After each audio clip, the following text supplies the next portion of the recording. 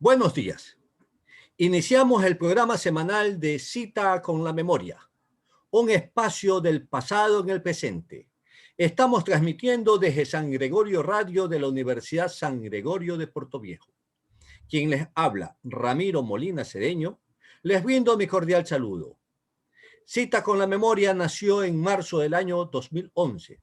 Es un grupo conformado por personas adultas y adultos mayores, que guardamos simpatía por los recuerdos y nos divertimos recordando el ayer mediante la observación de fotografías que nos permite retroalimentar en nuestras memorias los sucesos del ayer que aún se guardan frescos en nuestros recuerdos. Cita con la Memoria no es parte de ninguna institución, ni pública ni privada. Es un grupo independiente que cuenta con el apoyo de la Universidad San Gregorio de Portoviejo.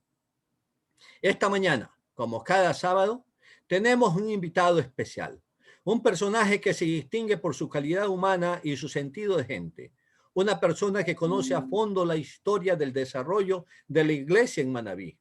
Ha escrito algunos libros sobre el tema y resalta siempre su afecto y su apego al espíritu religioso católico. Me refiero al ingeniero José Toro García. ¿Quién mejor que él para conversar sobre una institución educativa religiosa en la que en sus aulas se formaron y se siguen formando centenares de jóvenes que ayudan y propician el desarrollo provincial? En este sábado nos acompaña José Toro García para obsequiarnos sus recuerdos sobre el seminario, luego escuela y colegio Cristo Rey, conocimientos y recuerdos que se guardan frescos en su memoria. Bienvenido a Cita con la Memoria, estimado Pepe. Tu saludo a quienes te escuchan y te observan. Gracias, Ramiro, por esta nueva oportunidad. Es un privilegio para mí como un ciudadano querendón de Portoviejo y de su historia, un aprendiz de la historia, maestro de nada, alumno tuyo, para conversar sobre el tema que tú has propuesto, pues el Colegio Cristo Rey y algunas otras cosas relacionadas. Gracias a San Gregorio Radio y la Universidad de San Gregorio. Siempre será un privilegio contar contigo, Pepe, tenerte aquí. Es un gusto y un privilegio por cuanto tu calidad y tu calidez humana así lo ameritan y el valor de tus conocimientos. Es algo que te distingue y también te distingue esa formación, esos principios que adornan tu vida, siempre apegados a un campo de la moral, a un campo de la ética, a los principios que dentro del campo legal siempre te has encuadrado y también esos principios con los que siempre has basado tu existencia, la religión católica. Hablar de la historia del Cristo Rey, Pepe, es hablar de la Iglesia Católica en Manabí. Una iglesia que rompió con el pensamiento liberal, con esa doctrina liberal que impuso Eloy Alfaro desde que asumió el poder en 1895. Fue el año en que el obispo alemán Pedro Schumacher, obispo de Portoviejo, de Manabí, Esmeraldas, abandonó Portoviejo y las puertas de la iglesia catedral, donde él dictaba su cátedra, se cerraron. Esto fue hasta 27 años después, un sábado 25 de marzo de 1922, en que las campanas de la iglesia volvieron a repicar. Convocaban alborozado a sus feligreses para que acudan a misa, a la reapertura de la iglesia a la catedral. ¿Por qué la decisión, Pepe, de la iglesia de cerrar las puertas de la catedral después de la salida del obispo Schumacher? Una situación que se mantuvo durante casi 3 décadas, con grave perjuicio hacia todo ese mundo de personas que aspiraba a seguir escuchando sus misas en este espacio católico. Adelante, Pepe. Ramiro, la iglesia catedral, como tú muy bien apuntas, se cerró desde 1895 hasta 1922. El cierre no lo propició la jerarquía de la iglesia católica, lo hizo el régimen liberal por razones de persecución a la iglesia, pues le era un fastidio la iglesia y sobre todo el comportamiento del obispo Schumacher, y por eso la cerró. Sin embargo, yo quiero rescatar también su apoyo, que no fue tan radical, porque permitió que Metali, a pesar de estar cerrado el templo, lo empezara a reconstruir, hasta que Manuel Reyes, que era vicario apostólico, porque el régimen no permitió la entrada del tercer obispo de Portoviejo, Monseñor Riera, y la orden fue, si Riera sale de Quito, donde estaba viviendo, pues hay que tomarlo preso y deportarlo a Chile. Entonces, la iglesia fue cerrada por el régimen liberal, porque para ellos no existía obispo. Al no existir obispo, no existe la cátedra del obispo, la catedral. Y luego las buenas relaciones de Manuel Reyes, que se movía también en esos hilos de la diplomacia, logró que el gobierno permitiera la reapertura de la catedral. De esa manera, las campanas de la catedral volvieron a llamar a los feligreses y fue una gran fiesta la reapertura de la catedral, su catedral querida, su iglesia matriz, su iglesia madre de la ciudad. Sí, fue un acontecimiento apoteósico para esos tiempos. La prensa en esos días se pronunció favorablemente y saludaba la apertura de las puertas nuevamente de la iglesia catedral. 27 años cerradas, 27 años sin que su feligresía pudiera concurrir a recibir la cátedra de su obispo por ausencia del mismo y también a regocijarse en el mundo cristiano. Pepe, el 15 de agosto de 1930, bajo el rectorado del sacerdote jesuita Maurilio de Trut, contando con 9 alumnos, se iniciaron las clases en el seminario Cristo Rey. La pregunta que salta enseguida es, ¿por qué seminario? ¿Por qué no escuela?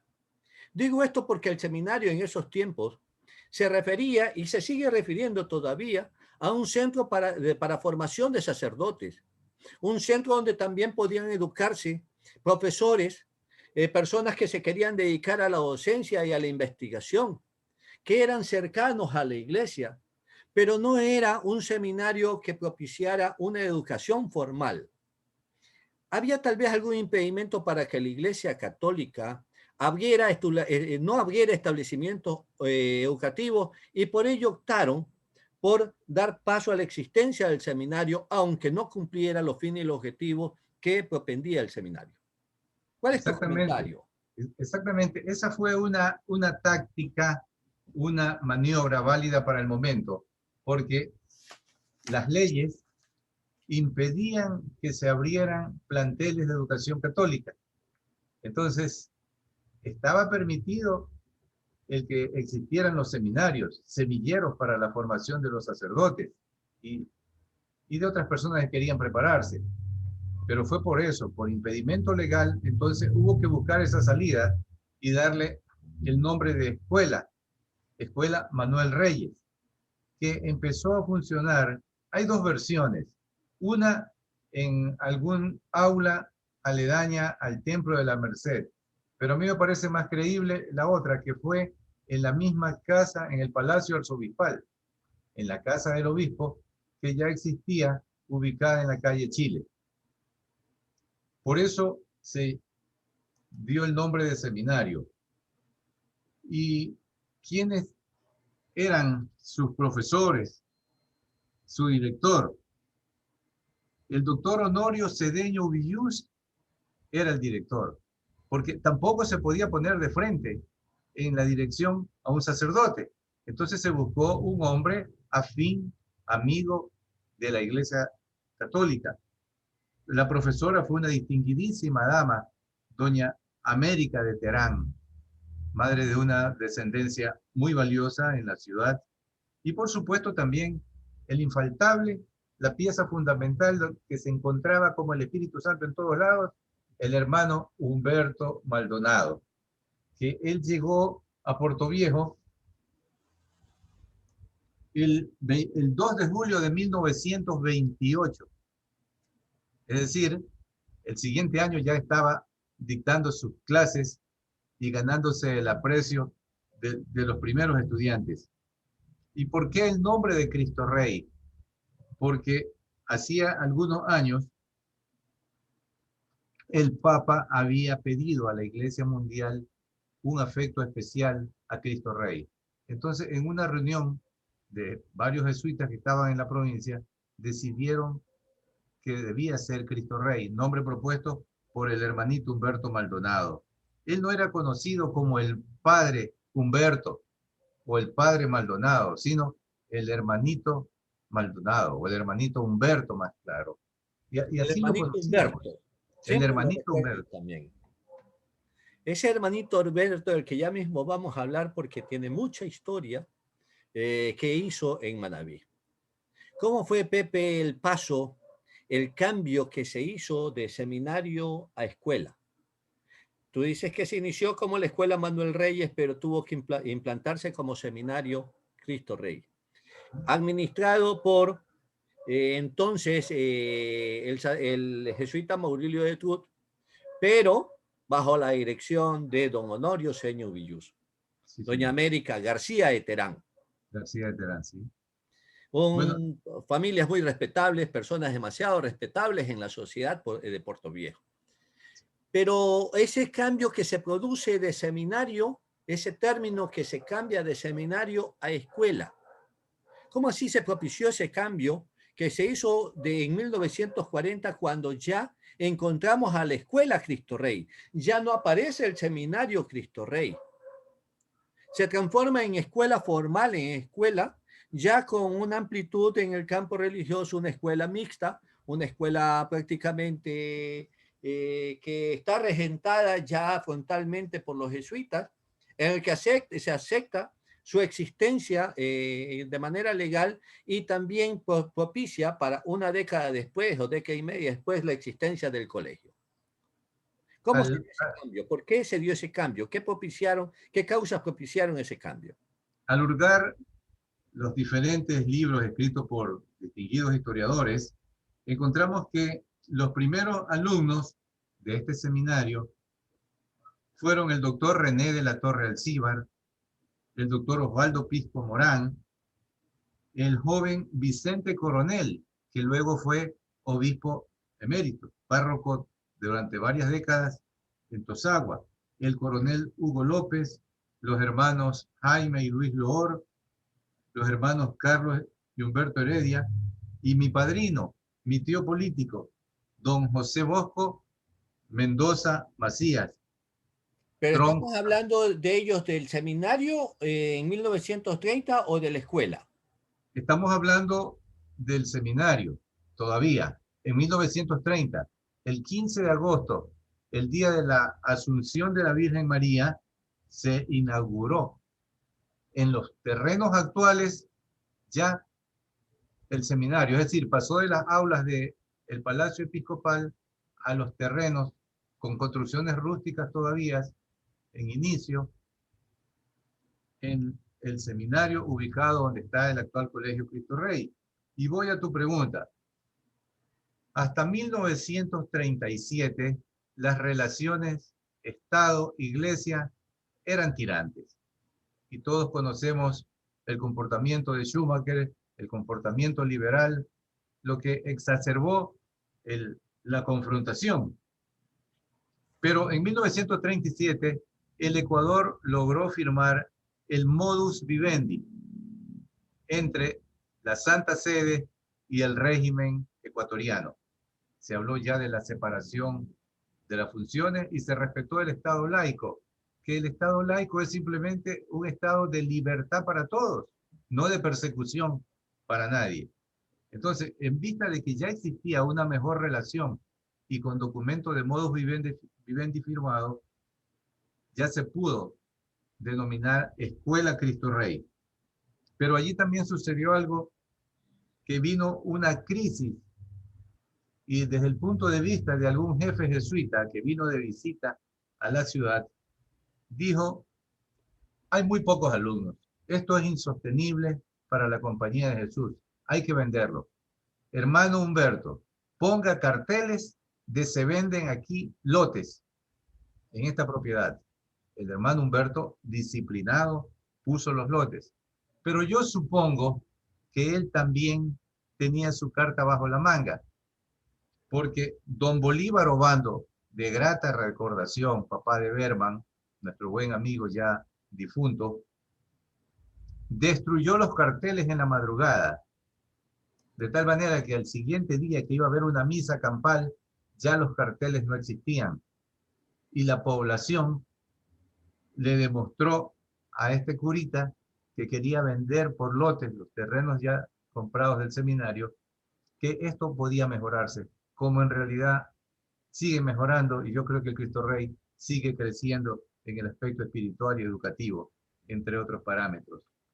Tú me mencionabas, ¿y cómo así? ¿Cómo fue esa negociación? Quiero Sí, ser... es decir, de que cómo así también se decidió por parte de la iglesia construir el seminario prácticamente en los arrabales de Portoviejo. Allí donde se consideraba que era un campo de Marte, un campo de entrenamiento, así se le decía campo de Marte, un campo de entrenamiento militar, un campo incluso donde se llevaban adelante las ejecuciones a reos condenados a muerte, porque existía la pena de muerte, a lo menos hasta 1896, en que se abolió la pena de muerte. Pero era parte también de ese proceso judicial para que se ejecutaran allí a quienes eran sentenciados con la pena capital. Fue un terreno o fueron varios lotes de terrenos que se adquirieron y por qué se decidió también a esa adquisición en ese lugar, Pepe. Normalmente, y lo podemos ver a través de videos o los que han viajado, han visto cómo las grandes construcciones en la iglesia, por ejemplo, la Basílica de Asís, está en una colina, que inicialmente era un suburbio. Y así todos los monasterios, el de Montecristi, está ubicado en las faldas del cerro, donde todavía se respira un aire puro y hay menos ruido. Es decir, siempre se busca la ubicación en sitios un poco retirados de la ciudad, amplios, pensando también en que es una obra que va a perdurar por muchos años o siglos y que la ciudad va a seguir creciendo, pero durante muchísimos años el Cristo Rey estaba rodeado de muy pocas construcciones y se presentó la oportunidad de el doctor Manuel Granda prometió obsequiar ese gran lote de terreno al Cristo Rey para que se hagan canchas y para que se construya sobre todo un edificio para la escuela Cristo Rey en ese tiempo. Que ya la ciudadanía ya sabía, esto es una escuela, pero hay que seguirle llamando seminario. Pero a la semana de la promesa de donación verbal del doctor Granda, él tuvo una caída en su casa y falleció. Luego su hermana, por sus razones, no lo donó, sino que lo vendió en 3.000 sucres al obispado, que luego se lo pasó al Colegio Cristo Rey. Y en ese terreno, así ubicado en las afueras de la ciudad, empezó la construcción del Colegio Cristo Rey, una construcción imponente como tú has mencionado y lo estamos viendo en pantalla, inmenso, de una longitud considerable, de 3 pisos, con torres en su techo. Y una cosa que a mí siempre me llamó la atención fue que para ascender hasta el último nivel y hasta la torre, había una escalera de caracol. Desde el primer escalón de la escalera normal hasta el techo. Y tenía forma de culebra. Por el mismo hecho de ser caracol, se aprovechó esa figura y un maestro de la sierra, el maestro Núñez, hizo esa escalera de caracol, con la cola arriba y la cabeza abajo. Era algo especial y todavía creo que si se hubiera conservado, sería un atractivo muy especial y hasta patrimonial para la ciudad. Pepe, ¿quién construyó ese edificio? Me imagino que tienen que haberse elaborado planos, me imagino que tienen que haberse traído ingenieros para que construyan un edificio tan imponente, tan hermoso, tan bien estructurado. Un edificio que todavía lo recordamos con gusto quienes llegamos a conocerlo. Yo no transité por las aulas del Cristo Rey, pero viví cerca, a 2 cuadras del Cristo Rey, y siempre íbamos allí, ¿ya?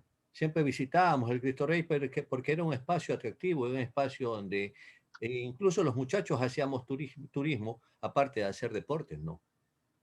¿Quién construyó ese edificio? ¿De qué se valieron? Debieron haberse realizado, como te decía, esos planos y debieron haberse contratado profesionales altamente capacitados, porque en Puerto Viejo no habían ingenieros civiles ni arquitectos para ese tiempo.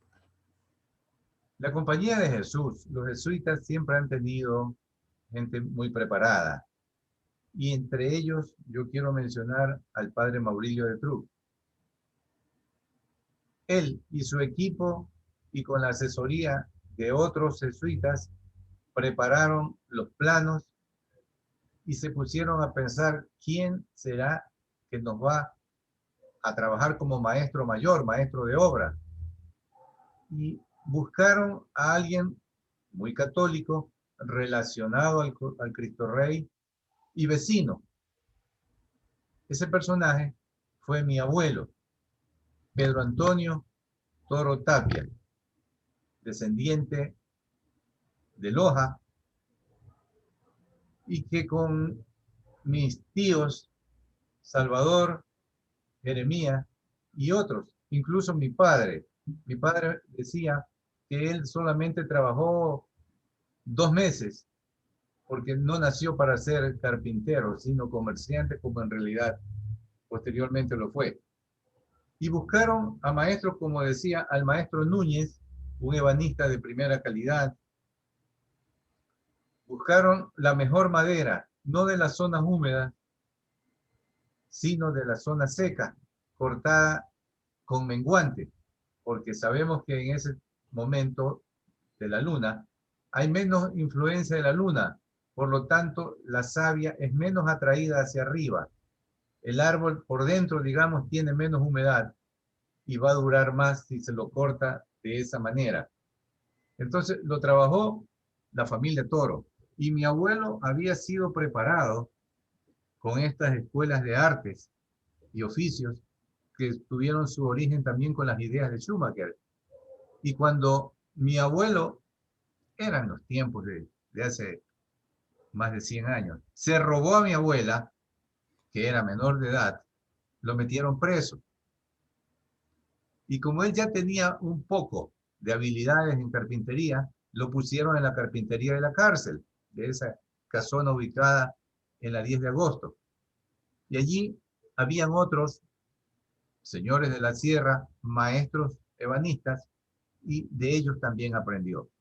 Entonces, mi familia está ligada al Cristo Rey desde entonces. Mi abuelo, mi padre que estudió allí un tiempo y que trabajó, luego viene mi generación, mis hermanos y yo, luego mis hijos y posteriormente mis nietos. Es decir, yo estoy ligado al Cristo Rey durante 5 generaciones.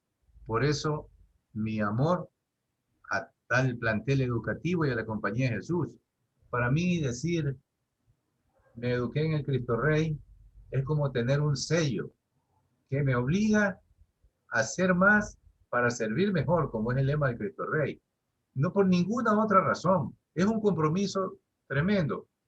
Y si yo tengo que tomar una decisión en mis actividades diarias, trato de reflexionar. ¿Y qué haría Jesucristo Rey ante esta situación? ¿Cómo respondería él? Yo debo responder igual.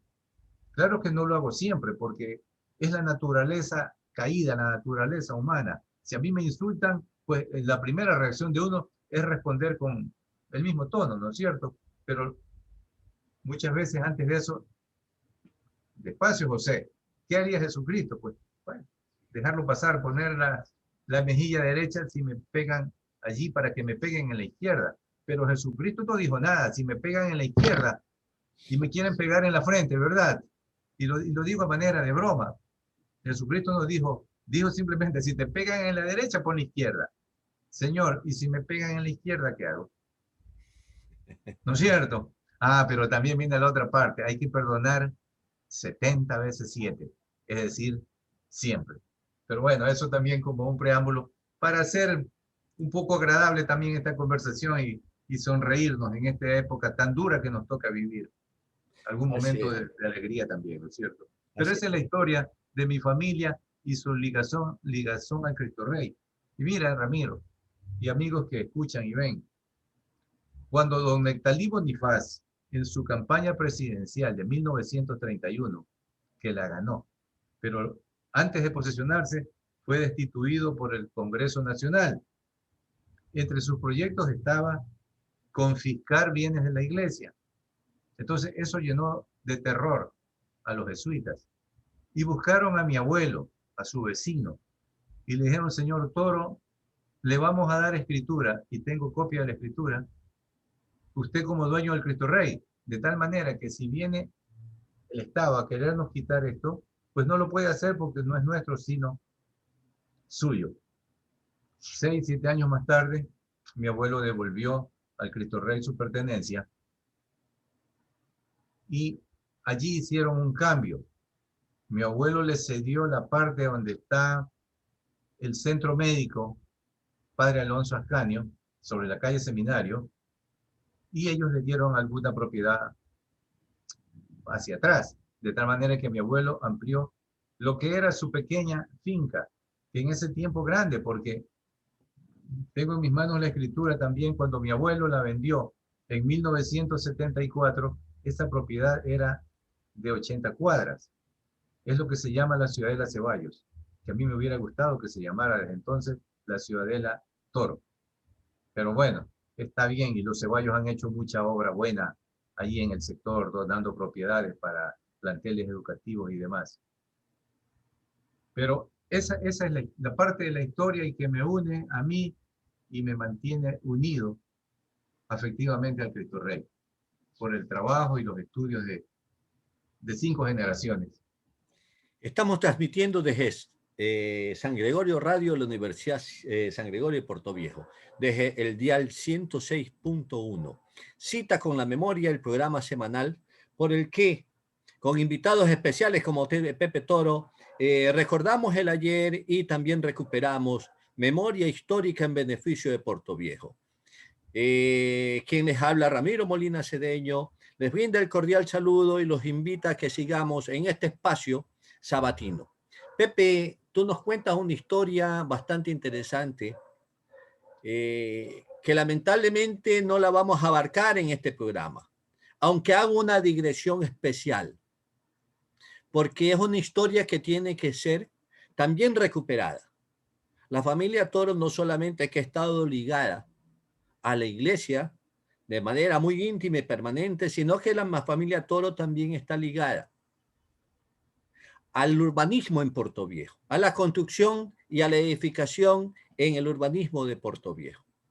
La familia Toro se ha distinguido por el arte en la carpintería y ha participado en varios tipos de construcciones. Construcciones de importancia, construcciones de edificios públicos, construcciones que han dado realce y belleza a la ciudad. En un rápido mencionar, ¿qué nos cuentas acerca de ello, Pepe? Mi familia, presidida por mi abuelo, el maestro mayor, Pedro Antonio, construyó, entre otros, el Hospital Civil de Portoviejo, esa enorme casa y muy, muy hermosa. Está muy bien citado, descrito en el libro de nuestro querido amigo y difunto Alfredo Cedeño, el Hospital de Portoviejo. También se construyó la casa de la familia Barcia, Córdoba y Ricaurte, que desgraciadamente la tumbaron después del terremoto, que resultó algo averiada, pero bueno, se decidió destruirla totalmente. Alguna vez, con nuestro amigo el doctor José Lobarcia, subí a esa casa un poco abandonada, quizá 10 años antes del terremoto, y veía yo con alegría cómo la misma arquitectura de esa casa se replicaba en otra que construyó mi abuelo y que fue mi casa paterna, que también resultó bastante afectada. Los calces se desprendieron en el terremoto del 2016. También ellos participaron, no como protagonistas, pero sí como otro de los maestros en la construcción de la Plaza Norte, del Mercado Norte, de la Plaza Grande de Puerto Viejo.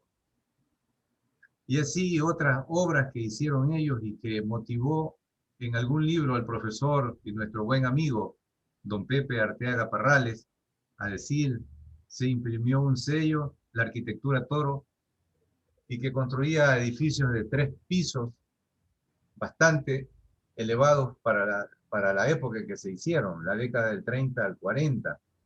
El doctor Avellán, el historiador de Carlos Chone, Avellán. don Carlos Avellán Vera, me contó que cuando él era chiquito, 5 o 6 años, y montudito, se decía él, y llegaba de Calceta, de Chone, a visitar a su familia que vivía en La Quiroga y Rocafuerte, para él era de una emoción tremenda. Y su padre lo llevaba, porque era amigo de mi familia, hasta el último piso de la casa, y que a él le parecía en su bella inocencia que estaba haciéndole cosquillas al cielo, porque le parecía imposible que existiera una casa tan alta en Puerto Viejo. Casa que fue premiada por la municipalidad como la mejor de la ciudad en 1949. Ese fue una parte del aporte que dio mi abuelo fundamentalmente y mis tíos al desarrollo arquitectónico de la ciudad, en base todavía a madera seleccionada, a caña, a clavos hechos por herreros, clavos de 6 y de 8 pulgadas, y así otras maravillas en ebanistería. En el Cristo Rey todavía se conserva la escalera que se hizo de moral fino, por ejemplo. Y se encontró también una placa donde se menciona el nombre de un maestro que por aquí lo debe tener entre tantos papeles. Ramiro, para yo poder conversar contigo y con la ciudadanía, he tenido que ponerme durante varias horas a recopilar información, lógico, para poder dar una versión a tono con tu programa. De tal manera que si no puedo abordar cierta parte, honestamente lo diré, no recuerdo, o no lo sé, no lo conozco. Pero el nombre de ese maestro sí está por aquí. Es decir, los jesuitas buscaron a la gente católica más honesta y más capacitada para hacer esa obra. Obra que perduró hasta 1980, que hubiera sido de manera muy importante para la ciudad, si al menos una parte de ese antiguo caserón del Cristo Rey se hubiera mantenido. Pero se dio paso al cemento y al hierro para, en base a eso, pues dejar a un lado esas otras bellezas que muchos apreciamos en la ciudad. Algunos no, desgraciadamente, pero creo que la mayoría y los que tenemos, gracias a ti, algún conocimiento de historia, hemos aprendido a valorar esas obras de arte que hicieron nuestros antepasados. Es una pena que se haya perdido gran parte o casi todos esos vestigios arquitectónicos urbanísticos de Puerto Viejo. Se conservan algunos todavía en Junín, en Calceta, pero corren el grave riesgo también de su destrucción, de su desaparición. El municipio de Jipijapa creo que ha hecho buenas regulaciones en la ley para impedir que sus edificaciones hechas en madera, ricamente ornamentadas, se mantengan. Ese es un tema que algún momento también lo tenemos que tocar, estimado Pepe, porque encierra mucha historia. Desde los primeros momentos del Cristo Rey, Pepe, encontramos a un jesuita, a un sacerdote en este seminario y en la vida católica de Puerto Viejo. Era una persona que tú ya antes la mencionaste, de porte pequeño, de contextura delgada, que andaba siempre con una sonrisa en sus labios. Guardaba en sus bolsillos medallitas de una virgen y las obsequiaba a quienes nos les acercábamos o a quienes se la pedían. Es un personaje que no pasaba y no pasó nunca desapercibido. Me refiero al hermanito Humberto Maldonado, ¿ya? Muy apreciado, muy querido, muy conocido y muy respetado. Un individuo que lo veíamos muy bonachón, alegre, delicado, pero también reacio en su conducta, firme en sus principios, y un defensor acérrimo y a toda costa de su evangelio, de su credo, de su iglesia. Enemigo frontal del pensamiento alfarista, a quien lo consideraba el enemigo directo de la iglesia por todo lo que había pasado, por todo lo que había impulsado y por todos los contratiempos que se habían dado, y mucho más cuando se dio la ley de manos muertas. Este personaje que también empezó a hacer historia y empezó a expresar sus pensamientos en ese pequeño opúsculo, en esa revista, que también a manos de los jesuitas apareció y que fue creada por el padre Benigno Chiriboga en 1946. Allí escribía y era frontal en sus apreciaciones antiliberales el padre o el hermanito Humberto Maldonado. ¿Qué referencias, qué recuerdos guardas en tu memoria acerca de este singular personaje de la Iglesia Católica? El hermanito Humberto se adaptó tan bien a Manaví que vestía siempre su sotana blanca y un sombrero. Y era muy agradable, especialmente con los niños. Y con una inocencia también de niño tenía el hermanito, pero duro, berraco cuando se trataba de defender sus principios, como tú lo has mencionado. Habíamos dicho que él vino acá en 1928, de manera inmediata se unió al seminario, a la Escuela Cristo Rey y luego al Colegio Cristo Rey. El seminario Vida Católica empezó siendo una pequeña hoja divulgativa de carácter semanal, siempre con el padre Benigno Chiriboga, desde el 17 de febrero de 1946. Oiga, sin que sea una irreverencia, yo quiero contarle algo del Cristo Rey, por ese hecho de que el hermanito Humberto tiene la cabeza un poquito ladeada hacia el lado izquierdo, le decíamos las 6:05. ¿Las 6? 6:05, como cuando el reloj en sus manecillas tiene un poquito hacia la izquierda, son las 6:05. Y luego sucedió que llegó otro sacerdote, que también ya falleció y que fue rector, y mejor omito su nombre, y que tenía la cabeza un poquito hacia la derecha. Entonces él era 5 para las 6. Bueno, eran las ocurrencias de los niños y que no ofendían a nadie. Mire, y esa foto es una maravilla. Ahí se refleja una sonrisa franca, inocente, de un niño, de un hombre sin preocupaciones mayores. Tan sencillo que nunca quiso ser sacerdote ordenado, que lo pudo ser por su inteligencia, por la oportunidad que se le daba. Prefirió ser un hermano, es decir, un servidor. Como decir, nunca quiso ser un general, sino simplemente un soldado raso, por su sencillez, por su bondad. Y de esa manera llegaba más, especialmente, como decía, a los niños, a los jóvenes. El padre Hermida, en 1949, un historiador Hermida, tomó a su cargo Vida Católica. Hasta ese tiempo estaría entre Portoviejo y Manta, pero luego ya se radicó con su pequeña imprenta rústica en Manta desde 1951 al 65. Allá se emitía el seminario Vida Católica. Y el hermanito también escribía, y cuando no tenía artículos, a veces me pedía a mí que yo escribiera algún artículo. Y creo que escribí 1 o 2, nada más.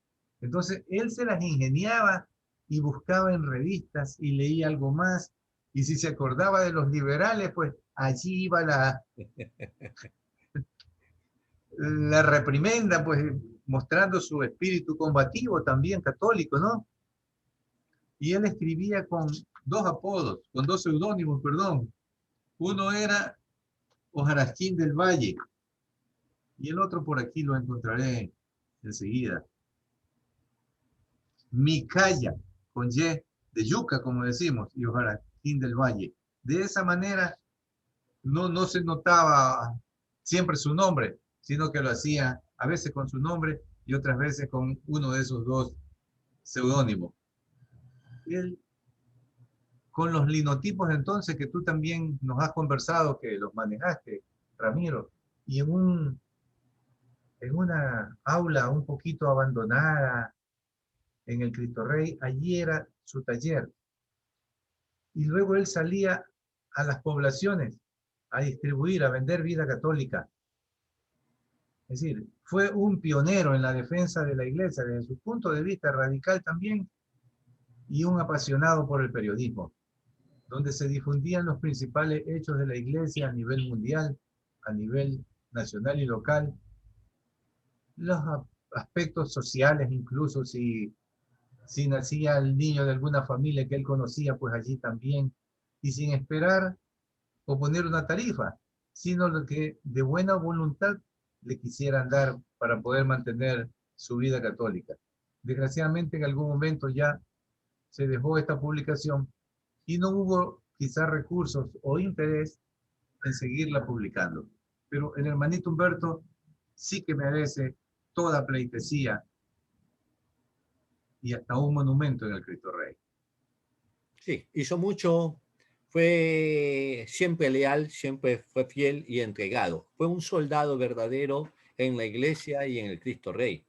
Fue uno de los iniciadores, estimado Pepe, tal vez el principal inspirador de aquellas bajadas de reyes que cada 6 de diciembre nos deleitábamos aquí en Puerto Viejo.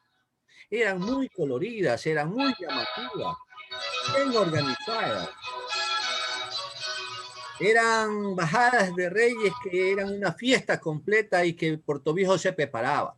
Después de Navidad y Año Nuevo, todos estábamos listos para esperar la bajada de reyes. Todos queríamos ver ese espectáculo, ese desfile maravilloso en el que venía toda una comitiva, ¿ya?, presidida por los Reyes Magos, otros más. Bueno, era muy hermoso, muy folclórico, muy llamativo.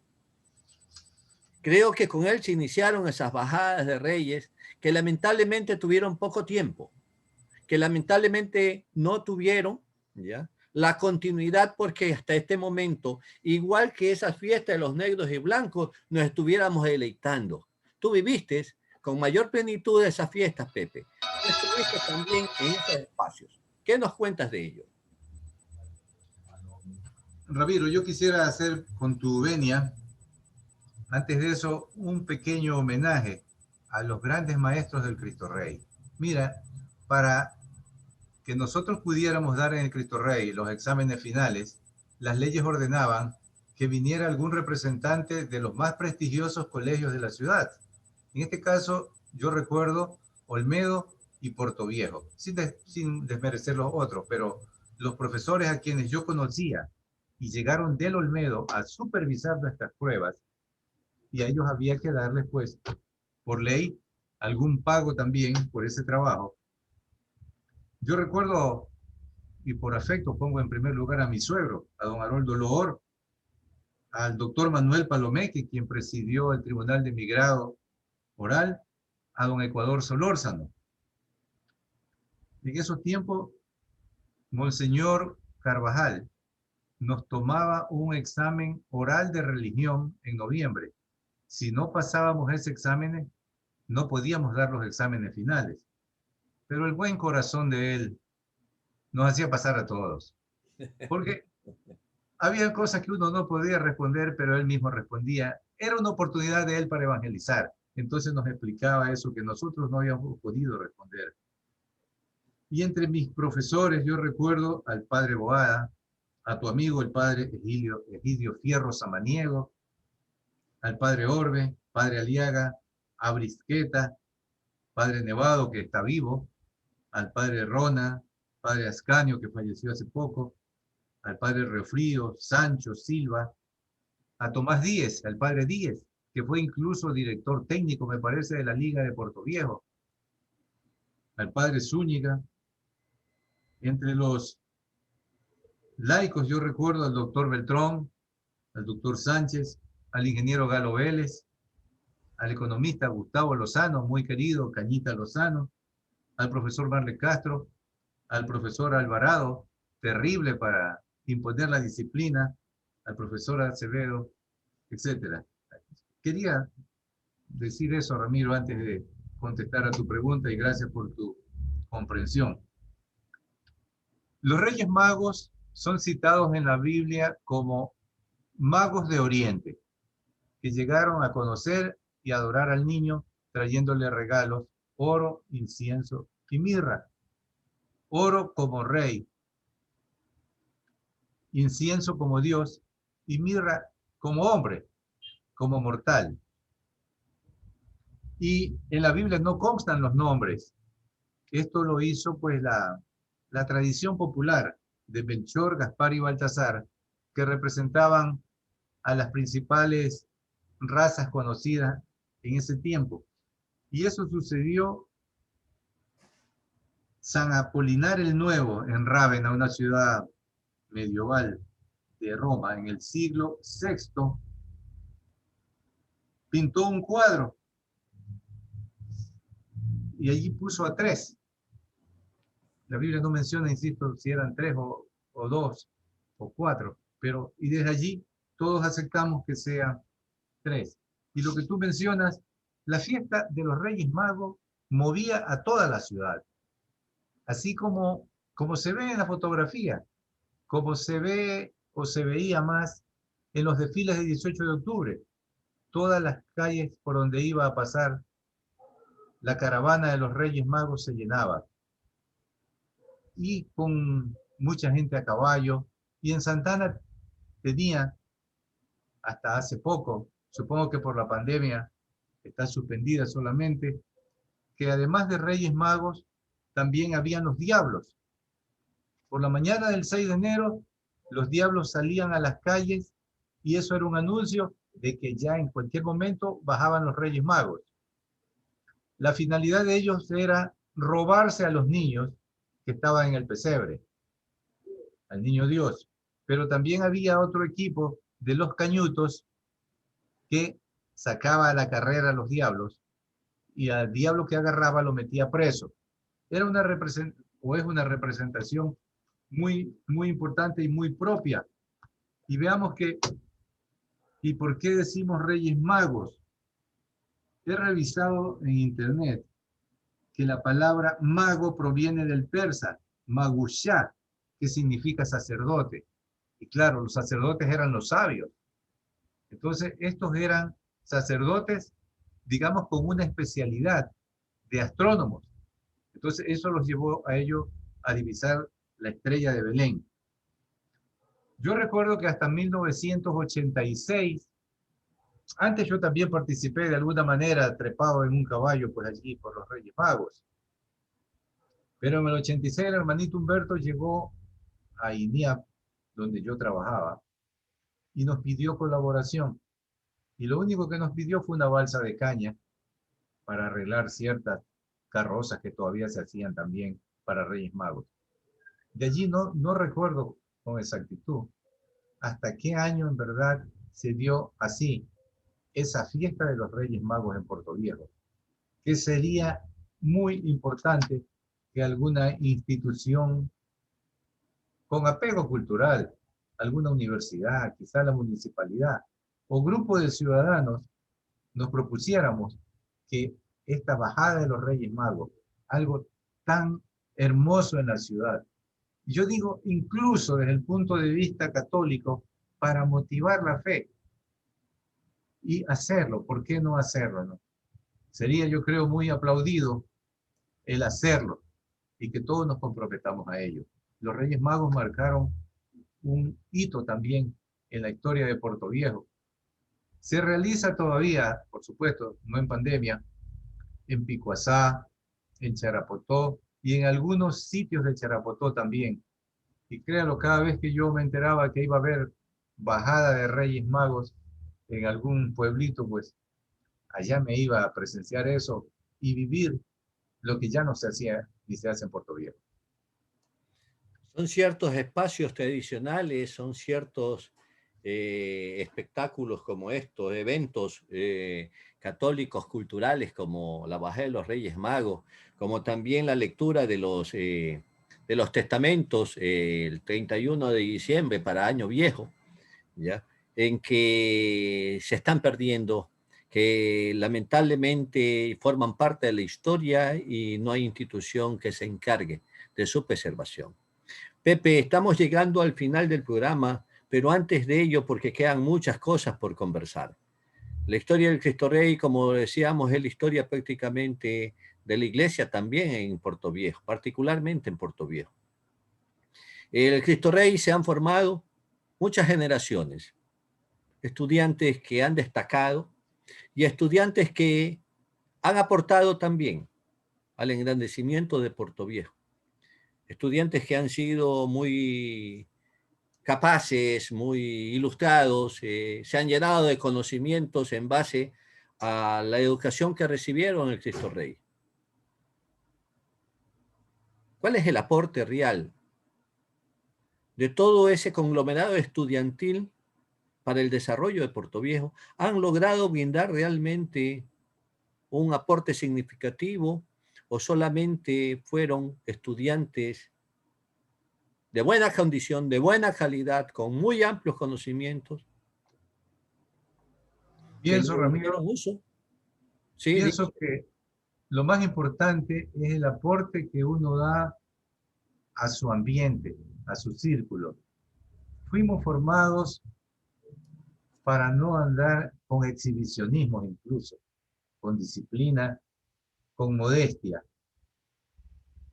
Y yo puedo volver a decir los nombres que dije inicialmente, como el doctor René de la Torre, ¿verdad? Que es un sabio. 92 años y es un mundo de conocimientos, ¿no? Sí, señor, es una biblioteca el doctor. Conocido a nivel nacional, Sí, y con funciones respetado a nivel nacional como jurista. distinguidísimas. Igual aquí a nivel local el doctor Osvaldo Pisco Morán, Sí. presidente de la Corte Superior de Justicia.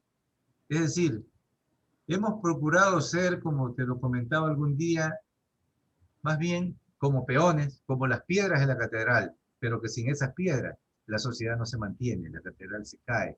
Entonces nos hemos procurado más bien fortalecer la familia, fortalecer nuestro círculo y silenciosamente transitar por la vida dando nuestro aporte. Y mira, yo aquí en esta foto puedo reconocer el segundo, en mi caso de izquierda a derecha, al ingeniero Jesús Rivadeneira, fallecido. El del centro es el arquitecto García Terán. El siguiente es Lucho Dueñas. A esos tres que fueron estudiantes de Cristo Rey. Supongo los otros dos caballeros también. Y atrás veo la silueta del padre Ascanio, que era natural de las Canarias y que desde muy joven se vino al Cristo Rey. Y en el Ecuador sirvió varios años hasta que falleció. Aquí están nombres, ¿no? Jorge García, Luis Dueñas, Miguel, aquí hay un error, Miguel Zambrano, Jesús Rivadeneira, Max Aguirre. Su familia tenía un local muy grande de telas en la Pedro Gual y Chile, en esa casa antigua que había allí. Max Aguirre. ¿Sí? Esta gente dio entonces su aporte a su manera y sobre todo procuramos la coexistencia pacífica y seguir dando nuestro aporte silencioso, sin aspavientos. Pero sí hay, como te mencionaba, al menos esos dos grandes ciudadanos con los que aportó Cristo Rey y que sigue aportando. Conocí volví a verme como a los 50 años y nos reconocimos con un amigo que también estuvo estudiando en el seminario jesuita y ahora es una lumbrera en la biblioteca Aurelio Espinosa Poli, Pepe Vera, y así gente dedicada a dar todo su aporte por el engrandecimiento de la sociedad.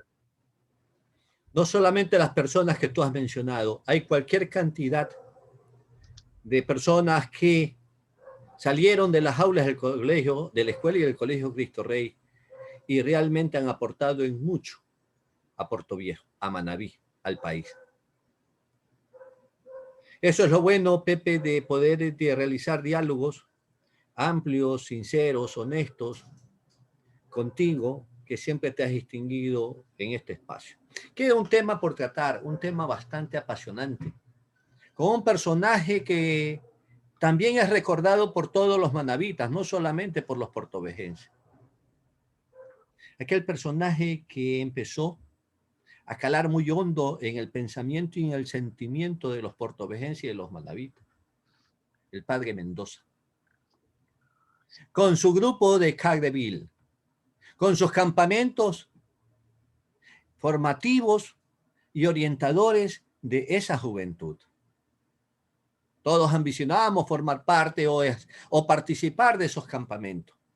Todos queríamos seguir atrás del padre Mendoza. Yo no tuve la oportunidad, lamentablemente, pero quienes lo tuvieron lo recuerdan con tanto cariño. Lamentablemente no hay espacio suficiente para poder conversar con él y sería agradable tener algún encuentro, hacer un programa exclusivamente para él. Me gustaría escuchar tus comentarios en un par de minutos sobre este querido, recordado personaje del padre Mendoza. El padre Pepe Mendoza fue rector de Cristo Rey, fue profesor por varios años y como tú dices, fue quien fundó realmente el Club Excursionista Cateriel. Y en ese aspecto yo, como adulto mayor, también puedo comentar que cuando llegaron de Venezuela el padre Jiménez y el padre Matos en el año 63 o 64, ¿sí? 64, ellos nos trajeron acá la historia de Caldeviel, un joven que dio su vida socorriendo a otros en una loma, creo que hubo un incendio, y él nos animó y nosotros formamos la agrupación Caldeviel, año 64, y hacíamos alguna labor por ahí en los barrios marginales de la ciudad.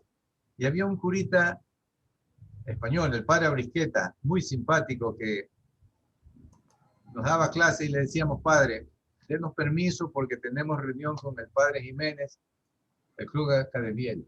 Puchica decía, pero ustedes también creen en esas cositas de este Jiménez, ¿no? Pero bueno, vayan, que hace una buena obra. Quise seguir la trayectoria, la vida de padre Jiménez, y le escribí a los jesuitas de Venezuela, porque él es venezolano, y me dijeron, pues el padre Jiménez, bueno, ya falleció, pero dejó de ser sacerdote, dejó y dio la dimisión del estado clerical, perdón. Como decimos nosotros, dejó la sotana por alguna razón particular, pero él, el padre Jiménez, fue quien puso los cimientos del Club Excursionista Caldeviel, que luego le dio una vitalidad fabulosa, formando a los niños y a los jóvenes, no solo del Cristo Rey, sino en general de la provincia. Y se mantenía hasta antes de la pandemia los campamentos en alguna playa para los niños de menores recursos. Y entonces con una pequeña contribución uno ayudaba a que un niño pase también un periodo de vacaciones en la playa en el Club Excursionista Cateriel. Que en verdad, Ramiro, y hay personas que saben mucho, muchísimo de eso y que bien podrían participar en un programa. Yo te puedo ayudar a conseguir a esa gente, sí, que sabe. Sería bueno y sería positivo tener a alguien que conozca a profundidad sobre la vida de este sacerdote, de este jesuita, de este ser humano, querido, respetado, admirado en Puerto Viejo, en Manabí. Agradecemos a ustedes su sintonía por San Gregorio Radio en su dial 106.1 y a quienes nos siguen por canal de YouTube y Facebook Live. Mi agradecimiento especial a nuestro invitado, ingeniero José Toro García, y a quienes están detrás de los micrófonos de San Gregorio Radio. Ellos son Renan Álava Castro y Manuel Andrade León. Hasta el próximo sábado, en un nuevo encuentro en Cita con la Memoria. Tengan ustedes muy buenos días. Muchas gracias.